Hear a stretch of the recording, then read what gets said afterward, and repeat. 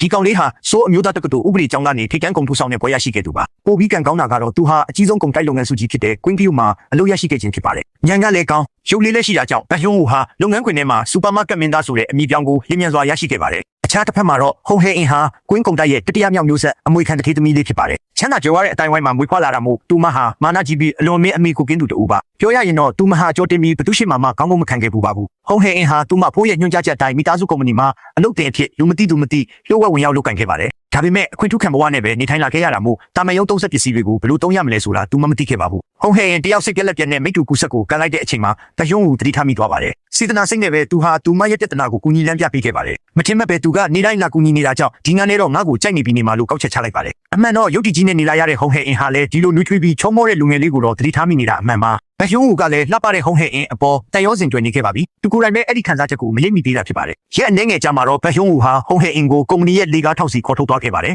သူကသူမကိုအလုပ်ကိုတေချာအာရုံမစိုက်ရင်အလုပ်ထုတ်ခံရနိုင်ကြောင်းတတိပေးခဲ့ပါတယ်ဘာလို့လဲဆိုတော့လုပ်ဖို့ကင်ဘက်တွေကဒီအရေးချင်းမရှိတဲ့အလုပ်တင်မလေးကြောင်းအတင်းပြောနေကြပြီးမို့လို့ပါဒါပေမဲ့ဟုံဟဲအင်ကတော့အလုပ်ထုတ်ခံရမှလည်းမကြောက်တဲ့ပုံဖြစ်နေပါတယ်ဘယွန်းကတော့သူ့စိတ်ထဲရှိတဲ့အတိုင်းဒီ Queen View မှာအလုပ်ရဖို့မလွယ်တာကြောင့်စူးစမ်းပန်းစားလုပ်တင်ကြောင်းစီနီယာတယောက်အနေနဲ့ဆုံးမပါတော့တယ်ဟုံဟဲအင်ကသူ့ရဲ့စိုးရိမ်ပူပန်မှုကိုရေစရာအဖြစ်ညင်သွားပြီးသူမအကောဘာလို့ဒီလောက်တောင်ဂရုစိုက်နေရတာလဲလို့မေးခဲ့ပါတယ်ဘယွန်းတယောက်မိမိခံစားချက်ကိုတေချာမရရလို့ပဲဖြစ်ဖြစ်သူမဟုတ်ရှက်လို့ပဲဖြစ်ဖြစ်အလိုပဲဖြစ်စေပြန်ပြေဖို့စကားမရှိခဲ့ပါဘူးမကြခင်မှာပဲအလုပ်စင်းချိန်ရောက်လာခဲ့ပါတယ်ကံမကောင်းစွာနဲ့ပဲမိုးခွဲခွဲလေးစတင်ရွာသွန်းလာခဲ့ပါတယ်ဟုံဟဲအင်ဟာသူမကိုလာကြိုဖို့အိမ်ကဒရိုင်ဘာထံဖုန်းဆက်ရတော့မှာပါအိမ်ပြန်ဖို့ထွက်လာတဲ့ဘယွန်းကတော့သူမဟာမိုးတိတ်မှာကိုစောင့်နေတယ်လို့မှားယွင်းတွေးတောမိသွားပါတယ်သူကသူမကိုသူထီလေးပေးခဲ့ပြီးသူမရဲ့ပေါ်ဆမှုတွေကြောင့်သူ့ကိုစိုးရိမ်ပူပန်အောင်လုပ်ရမလားဆိုပြီးဖြစ်တောက်ဆူပူပါတော့တယ်ဟုံဟဲအင်ကတော့ဝေခွဲမရဖြစ်ပြီးအဆူခံရတာကိုသဘောမပေါက်နိုင်ဖြစ်နေခဲ့ပါတယ်ဘယွန်းဟာအရေးကြီးတဲ့ဆုံးဖြတ်ချက်တစ်ခုကိုချလိုက်တယ်လို့မျိုးတပြင်းရှည်ကြီးတစ်ချက်ချလိုက်ပါတယ်သူကမိမိကိုယ်ကိုစ